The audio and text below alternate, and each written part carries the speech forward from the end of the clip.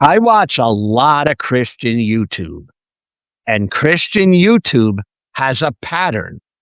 The moment someone starts deconstructing, the major influences start panicking.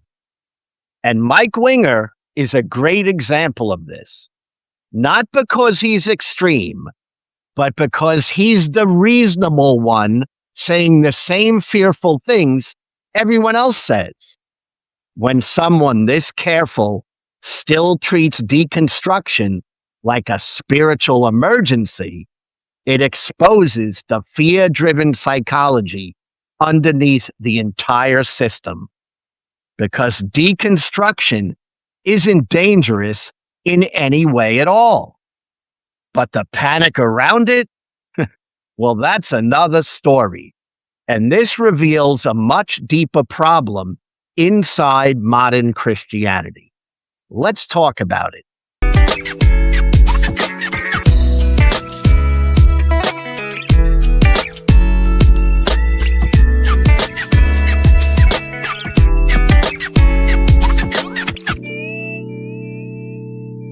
So before we go any further, here's why I'm using Mike Winger as the example.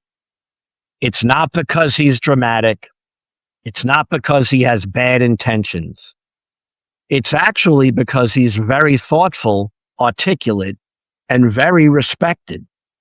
And even he still warns people about deconstruction as if it's spiritually risky and outright horrifying. This isn't about Mike Winger being dramatic. It's about a belief system that can make even a thoughtful guy like him treat curiosity like a crisis. And I can assure you, curiosity is definitely not a crisis. That's what makes him the perfect example of how the belief system trains people to fear questions. Let's clear something up, because the word deconstruction gets thrown around like it's radioactive. Deconstruction is just examining the beliefs that you were handed. It's looking at what you grew up believing and asking, does this still make sense? That's it. It's not a big deal. It's not rebellion. It's not moral collapse. It's not a demonic attack.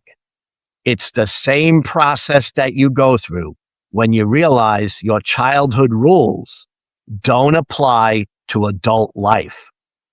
But in many Christian spaces, especially online and on YouTube, questioning isn't treated as normal. It's treated as dangerous and something to be avoided. And that's where the fear starts. Because Christianity doesn't just give people beliefs. It gives them a personal identity, and it gives them community, and it gives them certainty. And when your identity is built on a belief system, questioning the belief system feels like you're questioning yourself. So when someone starts deconstructing, it doesn't just challenge the theology. It challenges the emotional structure holding the entire system together. That's why the influencers panic. Not because deconstruction is actually harmful, but because it threatens the illusion of certainty that they all depend on.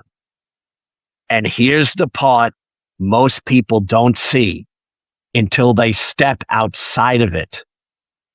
The fear isn't coming from the individual. It's coming from the structure and the belief system itself.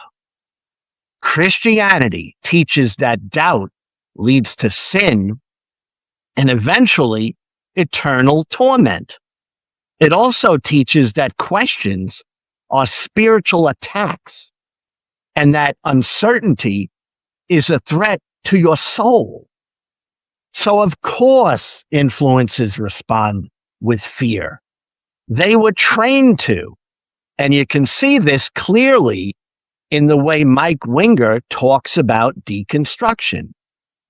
He doesn't frame it as growth. He doesn't frame it as exploration.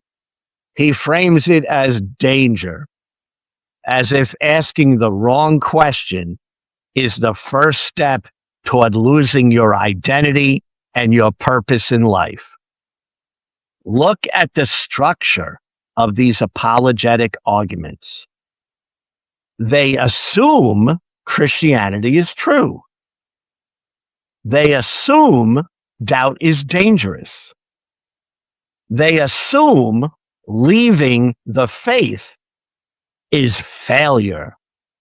Therefore, deconstruction must be harmful, right? Wrong.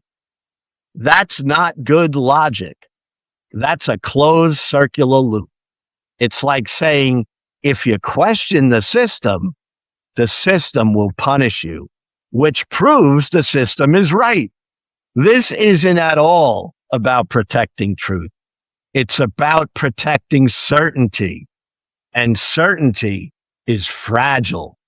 Now, here's the deeper problem that this type of panic clearly exposes. If a belief system collapses the moment you start questioning it, it was never strong to begin with. You see, healthy ideas survive scrutiny. Healthy communities welcome questions, and healthy identities can evolve and update. But when a religion teaches you that doubt is sinful, that curiosity is rebellion, and that questions are spiritual attacks, that's not strength. That's fragility dressed up as faith. And fragility always reacts with fear. This is why even reasonable influences treat deconstruction like a crisis. Not because the questions are dangerous, but because the answers might be dangerous to them. Because at the end of it all, they're wanting people to believe the same way that they do. So deconstruction isn't the enemy of faith. It's the enemy of unexamined faith. It's the process that separates what you actually believe from what you were pressured to believe. It's how people reclaim their independent personal autonomy and reclaim their identity and their ability to think without fear. And that's why influences panic. Not because deconstruction is destructive, but because it's actually liberating. And liberation is contagious. And they don't want free thinking to win out. They view free thinking as dangerous. So when you see someone like Mike Winger warning people about deconstruction, remember this. The panic isn't about you losing your faith. It's about them losing their control. And once you understand how the system works, and you look at this for what it is, the whole system starts to make a lot more sense. If you like this type of content, please subscribe, like, and comment. I really want to hear from you, and I like to read every single comment and respond. So don't be shy. Let me know what you think. And if you want to support my channel in just a very small financial way, you can buy me a coffee. That link is in the description. Until next time, folks, think rationally, Ask the hard questions and be happy